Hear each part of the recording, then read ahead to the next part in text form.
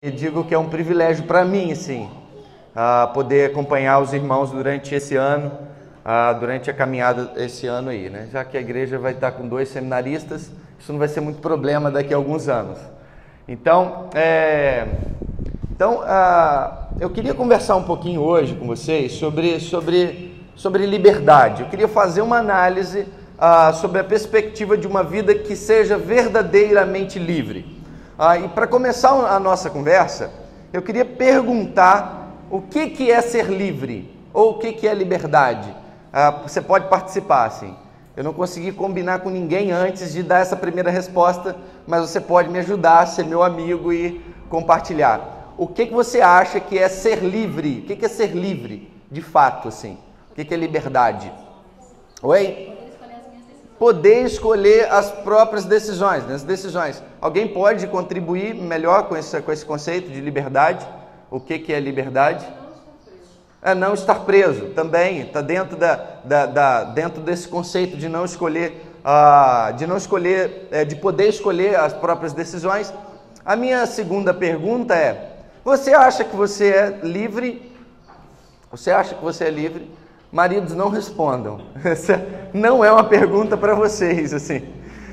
Vamos lá, vocês acham que vocês são livres? Depende de quê? De qual aspecto? Depende.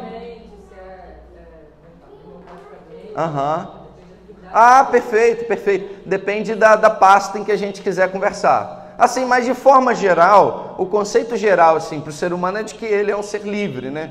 A ideia geral é de que ele pode ir e vir para onde ele quiser e poder tomar as próprias decisões. O conceito de liberdade é esse, então. Eu vou para onde eu quero, eu faço o que eu quero e eu decido o que eu quero.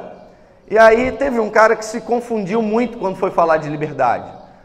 Freud se enrolou quando foi falar de liberdade e ele tem um livro excelente. Eu quero recomendar aos irmãos, principalmente os jovens aí que estão Deus em Questão, o nome do livro. É um debate entre C.S. Lewis e Freud. Gente, fantástico a literatura. Deus em Questão, o nome do livro. E aí ele vai colocar Freud, o autor vai colocar Freud e Lewis para conversar o tempo inteiro sobre vários assuntos. Então você pega o capítulo do livro, tem lá amor. Então qual era a visão de Lewis sobre amor e qual era a visão de Freud sobre amor? Liberdade, eles falam sobre liberdade. É fantástico o livro, minha recomendação. Então, olha o que Freud disse a respeito de liberdade. Ele escreveu assim: para conseguir, preste bastante atenção aqui, para conseguir uma vida satisfatória ou suportável, para ser exato, são tão imprescindíveis as liberdades para agir de acordo com os impulsos. Então ele vai dizer o seguinte: para você conseguir uma vida satisfatória ou suportável, é imprescindível você ter liberdade. Mas ele continua: para agir de acordo com os impulsos, urgências, inclinações e desejos, quanto às restrições impostas por razão de segurança. Já que segurança sem liberdade, olha o que ele fala, já que segurança sem liberdade é escravidão, enquanto a liberdade sem segurança desataria o caos, a desorientação de uma incerteza perpétua que resultaria na incapacidade para atuar resolutamente. Porém, ambas são e permanecerão para sempre irreconciliáveis. Eu vou resumir isso para você. Freud, quando ele vai tentar dizer sobre liberdade, quando ele vai tentar conceituar a liberdade, ele cai numa grande casca de banana. Porque ele vai dizer o seguinte, ele vai falar o seguinte: uma sociedade em total liberdade, quando eu falo total liberdade, é sem regras, sem leis, sem nada. Então, quando o homem desfruta da plenitude do que é liberdade, que é uma sociedade sem leis. Imagina, por que tem as leis hoje? As leis limitam a gente. Então, Freud vai dizer o seguinte: não tem como você imaginar uma sociedade plenamente livre. E aí ele vai brincar com o conceito de liberdade e segurança. Ele vai falar o seguinte: olha, numa outra parte do livro dele, ele vai falar o seguinte: uma sociedade plenamente livre entraria em extinção. Nós entraríamos no caos, nós viveríamos o caos e nós entraríamos em extinção. É por isso que ele brinca, presta atenção aqui, daqui a pouco eu vou abrir a Bíblia, você vai entender. É por isso que ele brinca com o conceito de segurança. Ele fala assim, olha o finalzinho da frase dele. Enquanto a liberdade sem segurança desataria o caos. No fim da discussão dele com ele mesmo, ele fala assim, nós não vamos conseguir desfrutar da plena liberdade. Sabe por que não? Porque isso desataria um caos, o meu desejo, a minha vontade de fazer alguma coisa ia sobrepujar do outro, e nós não conseguiríamos viver dessa maneira. Por exemplo, imagine uma sociedade sem leis, sem regras, onde eu pudesse dizer o seguinte, olha, esse iPhone agora é meu. O meu desejo é pegar esse iPhone. Mas eu poderia fazer isso? O dono do iPhone ia querer, dizer assim, não, o iPhone é meu. Não, mas olha só, nós não temos leis, eu sou livre, eu posso fazer o que eu bem entender, então eu quero me apropriar desse iPhone. Então você pode imaginar que os desejos mais íntimos de cada um iriam conflitar, e por isso que ele fala que nós entraríamos no caos. Só que Freud, durante toda a sua vida, teve uma grande resistência com Deus. A verdade é que a vida toda dele, Nietzsche e mais uma outra galera aí, foi tentar, ainda que ele se dissesse ateu, o berço dele é um berço judeu, os pais eram judeus, eles tinham eles seguiam, na infância ele relata que seguia um pouco do judaísmo, depois ele se rebela contra o judaísmo, e aí ele vai viver como um ateu, do jeito que ele quer, e toda a sua vida, veja bem que durante toda a sua vida e a cada livro, a única desejo de Freud era dizer que Deus não existe, de que essa perspectiva divina não existe. Então, por isso, olha aqui, o que ele falou. Jamais ele conseguiria chamar isso, e nós conseguimos, de pecado. Freud não conseguiu escrever isso, mas ele falou isso. Ele fala assim, quando nós vivemos uma sociedade sem leis, isso desataria o caos. Por que desata o caos? Porque na natureza do homem, ele é pecador, ele é plenamente pecador. Então, por isso, nós não conseguiríamos jamais viver em liberdade, porque todo aquele que é nascido da carne, ele vive em pecado. Ele é governado pelo pecado. Então, imagina só uma sociedade de pecadores corrompidos, provando mais uma vez a nossa natureza pecadora. Nós não conseguiríamos respeitar o desejo do outro, a ponto de eu desejar somente aquilo que é meu, sendo plenamente livre, sem leis, e viver só exatamente com aquilo que eu tenho, e desejar aquilo que não afronte o próximo. Nós não conseguiríamos viver uma sociedade assim, porque o homem é pecador. Todo mundo está comigo? Então Freud não consegue escrever isso. Olha lá, Freud não consegue conceber a liberdade na sua essência. E aí no final ele vai dizer o seguinte, é impossível o homem ser plenamente livre. O homem não consegue ser plenamente livre porque ele tem desejos, impulsos que afrontariam a liberdade do outro. Por isso ele vai falar assim, a sociedade, para ela existir, ela tem que ter segurança e liberdade. Pastor, essa conversa está meio maluca, calma. E não admite a impossibilidade da liberdade, está na natureza caída do homem. Então, por que nós não somos livres, plenamente livres? Porque nós somos pecadores, escravos do pecado. Ele não fala isso, mas é por isso que a sociedade não consegue viver sem leis. Só que aí, para a nossa mesa redonda, Freud já apresentou o conceito dele de liberdade. A gente não vai ficar só com Freud. A gente vai trazer Jesus para a nossa discussão. Então, o que Jesus disse sobre liberdade? O que ele pode apresentar de argumento na nossa mesa de discussão sobre ser livre? Então, Jesus aponta uma resposta para Freud e para nós a respeito de liberdade. Olha o que Jesus escreve. Jesus respondeu, digo-lhes a verdade, todo aquele que vive pecando é escravo do pecado. O escravo não tem lugar permanente na família, mas o filho pertence a ela e para sempre. Portanto, se o filho vos libertar, vocês serão de fato livres. Veja bem, aquilo que Jesus traz sobre liberdade é diferente de Freud. Freud, quando vai falar de liberdade, ele vai falar assim, não tem como o indivíduo ser plenamente livre. Jesus vai dizer que tem como o indivíduo ser plenamente livre. O indivíduo ele só consegue ser plenamente livre, segundo a leitura que nós fizemos agora, de João capítulo 8, verso 34 a 36, você pode acompanhar aí depois, é de que o homem, de que aquele que o Filho libertar, desfrutará de plena liberdade. De repente você ainda não conseguiu captar aonde eu vou chegar nessa mensagem, onde eu quero levar você com esse sermão. Mas veja bem alguns aspectos desse texto. Jesus respondeu: digo-lhes a verdade, todo aquele que vive pecando é escravo do pecado. Vem cá, eu vou fazer de novo a pergunta no início da mensagem. Você é plenamente livre? Agora a gente pode entender que o homem, na sua essência, ele não é livre. O homem, na sua essência, ele é o quê? Ele é escravo do pecado. Então, aquilo que a sociedade e o mundo hoje chama de liberdade, para nós, na verdade, é escravidão. Mas, pastor, como assim o homem é escravo do pecado? Como que a gente agora pode diferenciar o que é um homem livre e o que é um homem de fato pecador, de fato escravo?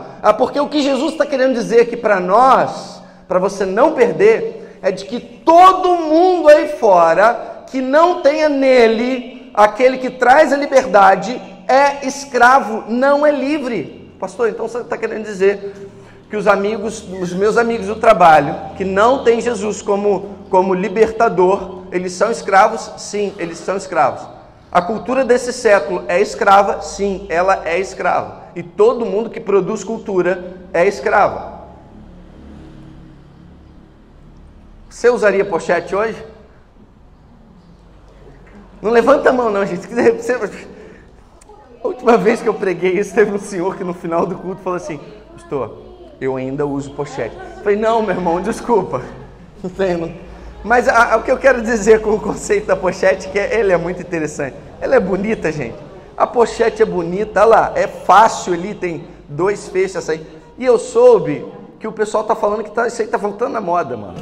Isso aí tá voltando. A minha é floral, pastor. Tem lá na Taco já para vender, não? Ah, tá. Boa aí, ó, tá vendo? Sempre, mas tudo bem. Não, boa, é prática, é prática. Para quem anda de moto, para ficar mais fácil. Fica mais fácil. A pochete tem a sua praticidade, gente. Vamos fazer uma volta da pochete. Vamos promover a volta da pochete. Mas o que eu quero dizer com isso aqui para você entender o conceito de liberdade e pecado? Veja bem, a pochete, cara, teve o seu auge assim no universo masculino. Teve uma época que quem não usava pochete, quem não tinha aquela... E aí tinha uma competição da pochete maior, mais cheio de fechos. Existia uma época que a pochete era um negócio assim, eu estou usando o homem porque a moda no universo masculino é um negócio de 100 anos assim para mudar, mas só para você entender. A pochete ganhou na década de 80 aí, um negócio assim, todo homem tinha uma pochete, ou todo homem desejava ter uma pochete. Veja bem, e aí eu quero te fazer entender o que eu estou falando. E aí os anos foram passando, eu vou fazer essa pergunta de novo, além do nosso irmão, alguém aqui já usou pochete na época da década de 80, 90? Pode levantar, olha lá, tá vendo? Aí ó, pode levantar aí ó, não adianta correr, usa ainda. Mas eu estou dizendo essa pochete masculina assim. Então é o seguinte, na década de 80 fazia parte da moda masculina usar pochete. Pastor, o que isso tem a ver com pecado e liberdade? Ao longo dos anos, alguém disse que isso não era legal, não era tão legal quanto a gente achava que seria legal. E aí essa coisa foi perpetuando e daqui a pouco hoje não é normal as pessoas usarem pochete na rua. Veja bem que a minha pergunta é: o que faz o homem mudar de opinião ao longo dos anos sobre a pochete? A moda faz ele... Mas veja bem que se eu pegar o mesmo indivíduo que usava pochete na década de 80, aquela pochete raiz, E se eu dissesse assim para ele, você gostava de usar? Eu gostava. A pochete era algo prático? Sim, muito prático. Fazia parte do seu figurino, era bonito, era bonito. Então por que você para de usar ao longo dos anos? Se era bonito, eu gostava de usar, e passam os anos eu paro de usar, alguma coisa nesse meio aí mudou a minha opinião sobre pochete. Veja bem, que esse homem, ele foi plenamente livre para continuar usando a pochete que ele queria. Foi plenamente livre? Não, foi não.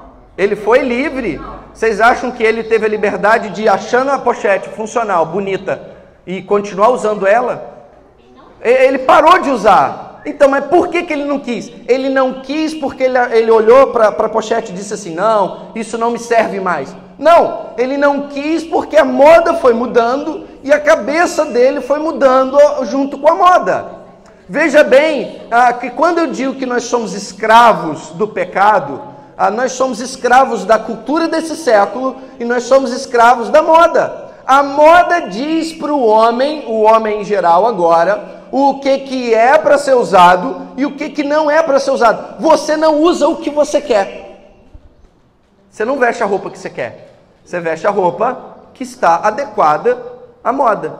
Quem usa ombreiras hoje, gente? Na época a gente, na minha época não, mas na época de alguns irmãos aí, eles achavam bonito usar ombreira. Eu olhava os guarda-roupa, o guarda-roupa do meu pai e da minha mãe, quase todas as roupas deles tinham ombreira. Então, até hoje ele usa. Então o que acontece? Veja bem, que não foi de maneira proativa que meu pai disse que não iria usar mais camisas com ombreira. Mas a moda mudou e fez a cabeça de quem mudar. Quando Jesus traz o conceito de escravidão, ele pega Freud na esquina. Sabe por quê? Porque de fato o homem não é livre. O homem reproduz a ideia da época. O homem reproduz a cultura da época. Nós não temos a liberdade de dizer o que nós queremos e o que não queremos, mas simplesmente seguimos os conceitos estilísticos da moda. Por exemplo, a calça de boca larga, agora está voltando de novo. Eu poderia dar vários exemplos estilísticos, mas eu quero caminhar e pensar com você a respeito de conceitos, não só estilísticos, mas conceitos. Quer ver como que a gente não é plenamente livre? Se 40 anos atrás, ainda que nós tenhamos os nossos hormônios, e todo mundo passou pela fase da juventude, e todo mundo teve um namoro mais caliente, e todo mundo tentou fazer coisas dentro do namoro, a gente está em igreja, não há problema de eu falar isso com os irmãos, e todo mundo passou por essa fase, mas há 40 anos atrás, como é que era um homem no namoro? Ele tinha suas estratégias como tem hoje, mas há 40 anos atrás, ele tinha um pouco de respeito sobre o pai da menina. Os irmãos que têm mais idade podem confirmar o que eu digo? É verdade? É verdade? Então, quer dizer, ainda que há 40 anos atrás, 30 anos atrás, o homem passava pela fase hormonal que passa hoje, ele também tentava aquele namoro, aquela coisa toda, mas chegava um momento em que ele tinha respeito pelo pai da moça, ele tinha respeito pelos irmãos da moça.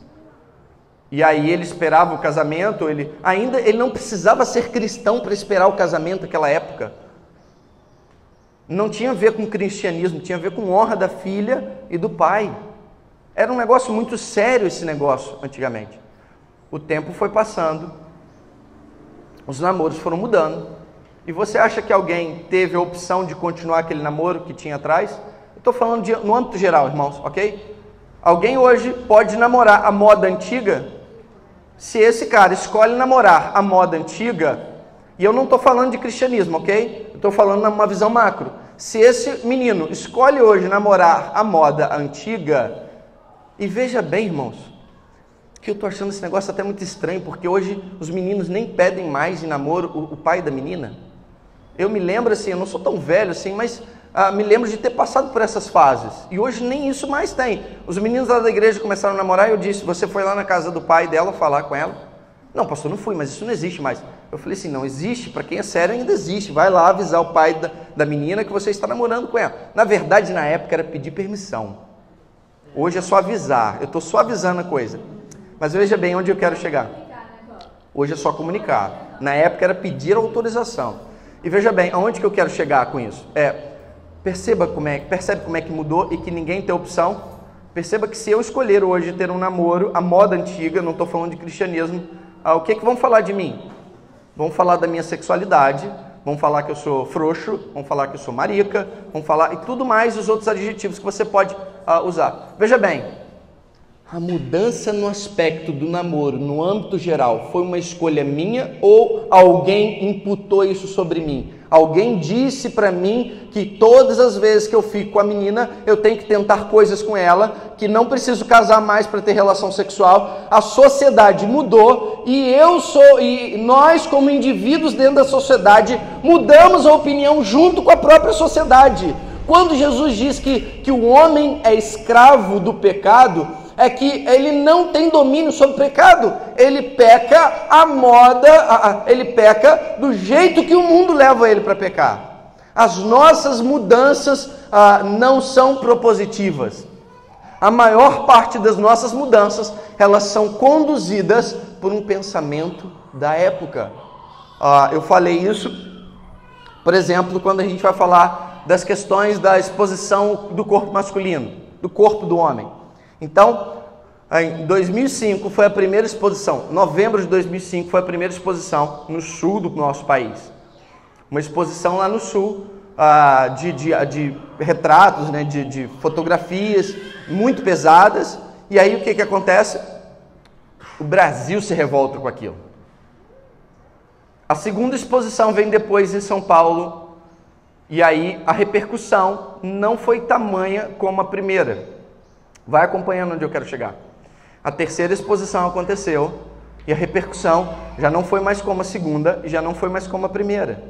A quarta vai vir, a sexta vai vir, a sétima vai vir, a oitava vai vir, a décima vai vir, até que um dia,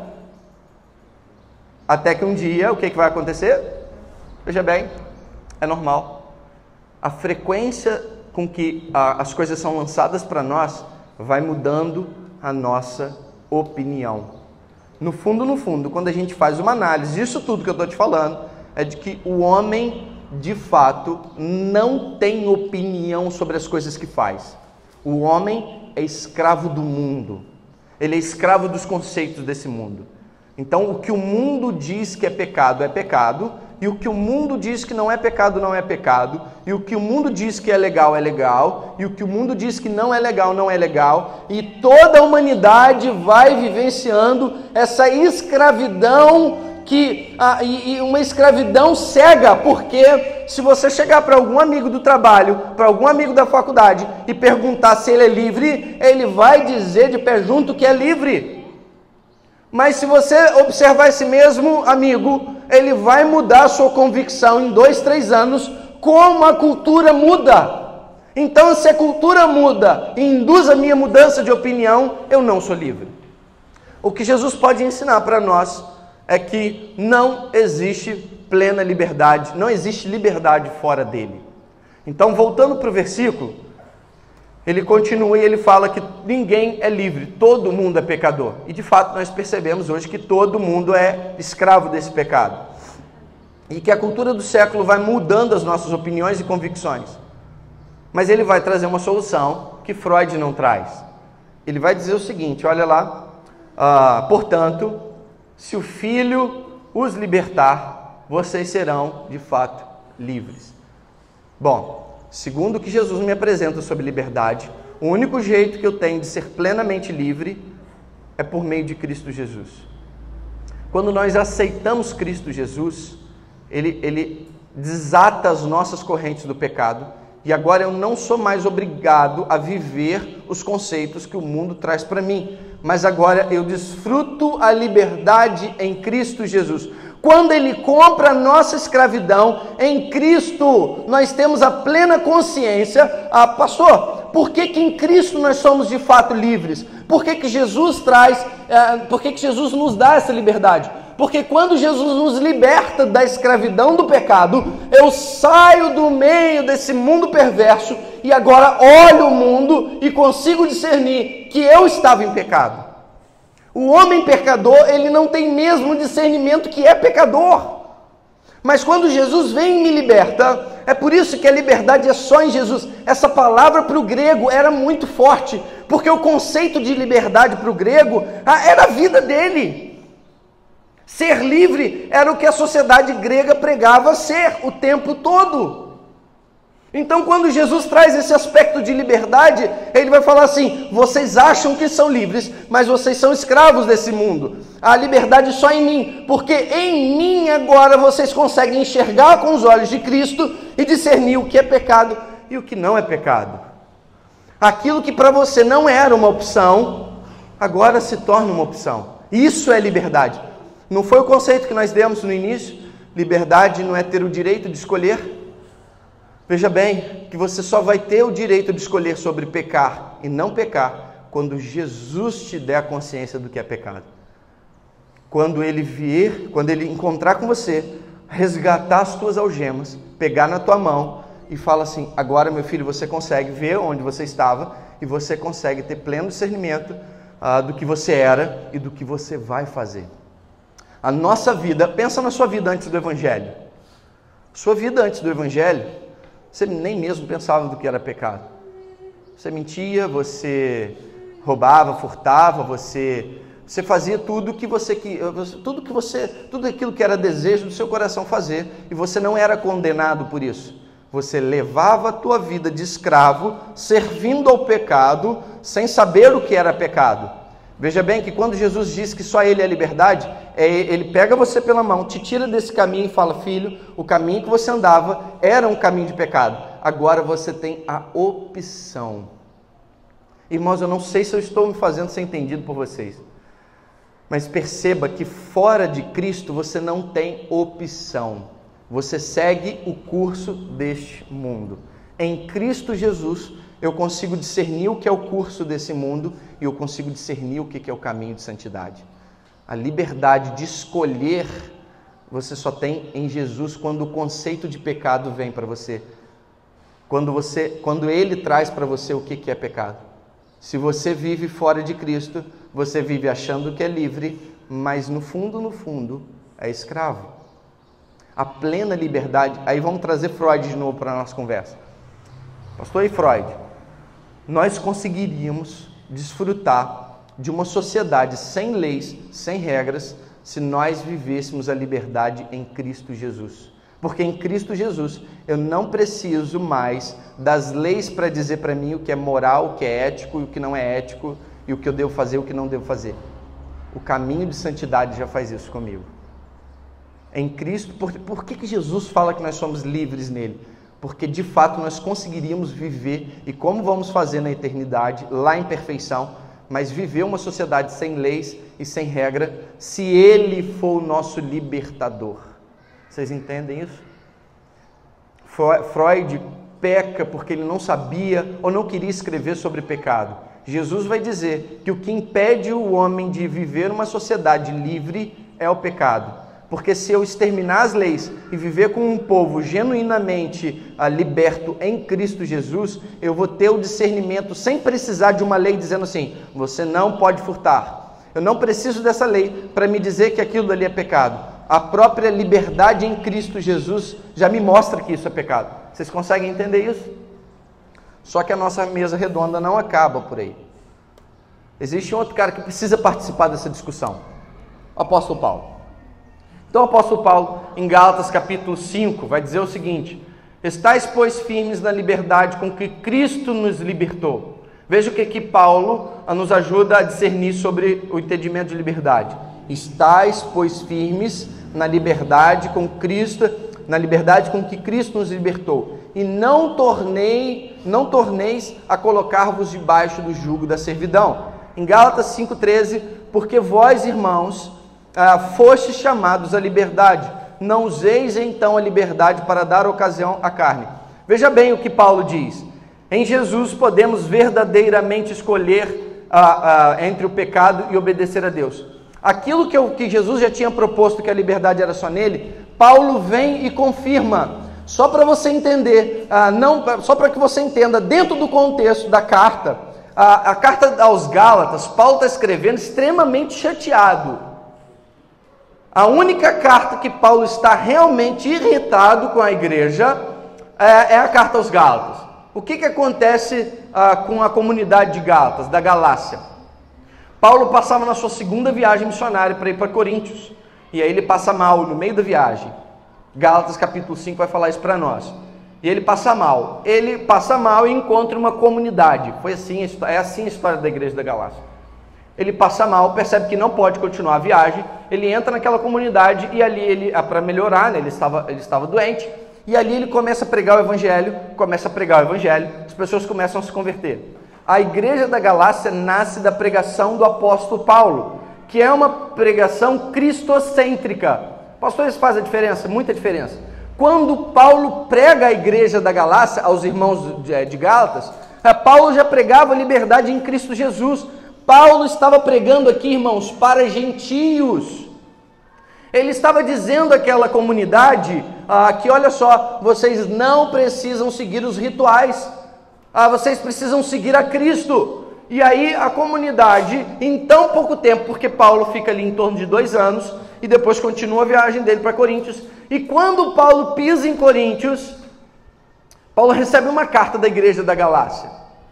E na carta que ele recebe da igreja da Galácia, ele vê na carta relatos de que a igreja estava totalmente desandada. Mas como assim? Depois que Paulo sai da Galácia, fica aqui comigo, hein? Depois que Paulo sai da Galácia, o que acontece? Cristãos judaizantes entram naquela comunidade e começam a dizer para aqueles irmãos, olha só Cristo não basta. Você precisa de Cristo e se circuncidar. Você precisa de Cristo e seguir os costumes judaicos. Só Jesus não é suficiente para levar você para o céu. E aí o que acontece com a igreja da Galácia que ouviu a pregação de Paulo? Começa a seguir aquilo que os judeus estavam falando. Então, quando você lê Gálatas capítulo 1, você percebe que Paulo está chateado com eles. É porque eles abandonaram em tão pouco tempo a pregação de um Cristo que traz verdadeiramente a liberdade. E quando ele chega aqui no capítulo 5, ele vai levando. Capítulo 1, ele vai brigando com a igreja. Olha, vocês precisam entender que isso que está sendo pregado no meio de vocês é um falso evangelho. Ele vai falar isso lá no capítulo 1. E ele continua. Quando ele traz o conceito de liberdade, a igreja da Galácia vai entender, ok, em Cristo eu não preciso seguir os costumes judaicos, eu não preciso seguir os costumes judaizantes, porque só Jesus me basta. E quando o apóstolo chega no capítulo 5, é como que ele quisesse dar uma tônica para a carta. O que eu faço com a minha liberdade agora? Por isso que ele fala, igreja da Galácia, estai, pois, firmes na liberdade com que Cristo nos libertou, e não torneis a colocar vocês debaixo do jugo de servidão. Uma vez que eu sou liberto em Cristo Jesus, eu tenho discernimento do que é pecado e do que é obedecer a Deus. Uma vez que eu estou em Cristo Jesus, eu sou plenamente livre. E ele continua. Aí uma análise final. Freud, Jesus e Paulo. A maioria das pessoas não quer realmente a liberdade. Quem escreveu isso foi Freud. Pois liberdade envolve responsabilidade. E a maioria das pessoas tem medo de responsabilidade. Nisso aqui Freud não estava errado. Porque quando Jesus... se você entender isso da mensagem, eu vou ficar muito satisfeito. Quando Jesus liberta você da escravidão do pecado, ele te dá liberdade para escolher entre o pecado e obedecer a Deus. A liberdade que eu tenho de poder escolher me traz responsabilidade. E aí que entra a religiosidade. Viver uma igreja plenamente livre é você não se escorar na religião. Pastor, mas o que seria se escorar na religião? Nós temos meninos dentro da igreja. Meninos porque não conseguem desfrutar da plena liberdade em Cristo Jesus. Meninos porque uma vez resgatados do pecado em Cristo Jesus, eles chegam para o pastor e perguntam, pastor, eu posso dançar ou não posso? Pastor, eu posso beber ou não posso? Pastor, eu posso fazer tatuagem ou não posso? Pastor, eu posso namorar ou não posso? Pastor, eu posso fazer sexo antes do casamento ou não posso? Eles vivem como meninos porque não sentem ou não querem o peso da responsabilidade que a liberdade em Cristo Jesus traz. A religião se apropria disso a religião se apropria desse indivíduo de uma maneira que depois até para você curar esse indivíduo é difícil.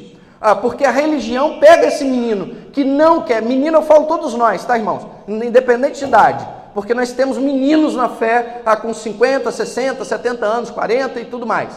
Então a religião se apropria desse menino, porque agora que Cristo libertou ele não quer desfrutar da plena liberdade, porque a plena liberdade traz responsabilidade, e ele não quer se responsabilizar pelas próprias atitudes. E aí ele se escolhe na igreja. Por que você não faz isso? Porque a igreja não deixa, ou porque a igreja deixa, ou porque o pastor faz, ou porque o pastor não faz, ou porque o pastor manda, ou porque o pastor não manda. E ele vive embaixo de um cabresto agora, não mais do pecado, mas ele vive embaixo do cabresto da religião. É isso que o apóstolo Paulo fala para a igreja da Galácia. Em Cristo Jesus vocês são plenamente livres. Não vivam de novo o cabresto do judaísmo no meio de vocês. Vocês não precisam mais de circuncidar. Jesus é pleno. E é por isso que o apóstolo Paulo vai trazer aqui no capítulo 5 os frutos do Espírito, irmãos. O fruto do Espírito. Porque ele vai dizer o seguinte: agora vocês são livres, responsabilizem-se pela liberdade que vocês têm e escolham a melhor parte. Escolham ser servos do Senhor, escolham frutificar o fruto do Espírito. A religião domina o indivíduo a ponto dele ser escravo, sendo livre, uma vez livre, ele de novo quis se colocar embaixo do jugo de escravidão. Mas agora não da escravidão exatamente do pecado, mas da escravidão da religião. Não é o que a Bíblia fala, ou não é o que Deus ensina para ele, mas é tudo o que o pastor fala, ou o que a igreja fala. Há uma terceirização na fé aqui, e gravíssima, gravíssima, porque nós somos meninos que não querem se responsabilizar pela liberdade que nós desfrutamos. Uma igreja mimada que não quer se responsabilizar e não quer viver a plena liberdade, irmãos. Sabe o que é viver a plena liberdade? É saber que em Cristo Jesus você é livre sim para dançar, saber que em Cristo Jesus você é livre sim para ter bons relacionamentos saudáveis. Você não precisa da igreja dominar o teu cabresto e dizer o que você tem que fazer e o que você não tem que fazer, mas em Cristo Jesus, desfrutando da liberdade em Cristo Jesus, tendo comunhão com Cristo Jesus, seguindo os preceitos pelos quais Jesus disse para nós que se nós seguíssemos nós seríamos felizes. Agora eu vivo livre, escolhendo o meu próprio caminho. A igreja, dentro desse conceito de liberdade, ela serve como comunidade dos libertos. E não mais uma nova regra, ou não mais um novo cabresto para esse indivíduo. Nós estamos aqui hoje, não é exatamente para eu dizer o que você tem que fazer ou não da sua vida. Eu estou aqui essa manhã com você para pregar a mensagem de Cristo Jesus, como o Bruno Fileto tem feito todos os domingos, e para que em cima dessa mensagem você tenha discernimento em Cristo Jesus quais são os caminhos que você deve andar. Não estou aqui para dizer para vocês, ou para dizer para a igreja, o que é e o que não é pecado. É claro que à luz da Escritura nós podemos fazer isso. Mas eu não vou usar o sermão para escravizar a tua mente. Eu vou usar o sermão para dizer para você o que é pecado, e você vai sair daqui agora, liberto em Cristo Jesus, podendo discernir o que você vai fazer da sua vida. Até porque se eu obrigar você a fazer uma coisa que eu quero, a gente cai lá naquele conceito de liberdade. Mas eu sou livre porque eu tenho a opção de pecar e não pecar, e eu escolho não pecar. Eu sou livre porque a igreja não precisa me dominar com religião, mas eu, em Cristo Jesus, e aí aqui só um ponto muito, muito importante. Então o pastor falou que a igreja não serve para nada. Veja bem, que a igreja serve para pregar a mensagem de Jesus Cristo, que vai continuar libertando a tua alma. Eu acho que essa liberdade inicial é uma liberdade do pecado, mas existem áreas da nossa vida que ainda precisam ser libertas. A mensagem, o sermão vai servir para continuar libertando você da sua própria escravidão, do seu próprio eu. Vai continuar apresentando para você os conceitos de pecado segundo a Escritura Sagrada. Mas quem é plenamente livre para tomar essa decisão é você. Eu não posso dizer para você o que você tem que fazer, ou obrigar você a seguir uma regra, porque isso já, de novo, impediria o teu conceito de liberdade. É o domínio da religião. A religião escraviza, a gente tem visto, por que pessoas ainda acreditam em dízimo do amor? Eu peguei isso dentro da igreja presbiteriana. Você acredita nisso, Fileta? Um menino desesperado, não tinha namorada, muito tempo sem namorar e tal, e aquela coisa toda. E uma vez eu peguei a Bíblia dele, eu estava do lado dele e caiu o dízimo do amor, cara. Eu falei, mano, o que é isso aqui? Não, pastor, isso aqui é de uma igreja que tal, assim, que faz lá são 7 dízimos do amor. Você contribui 7 vezes e ao final da sétima contribuição, eu não estou brincando para você, eu estou falando muito sério. Ao final da 7ª contribuição, a Deus vai me dar uma namorada e aí eu vou conseguir. Veja bem que isso dentro da igreja presbiteriana.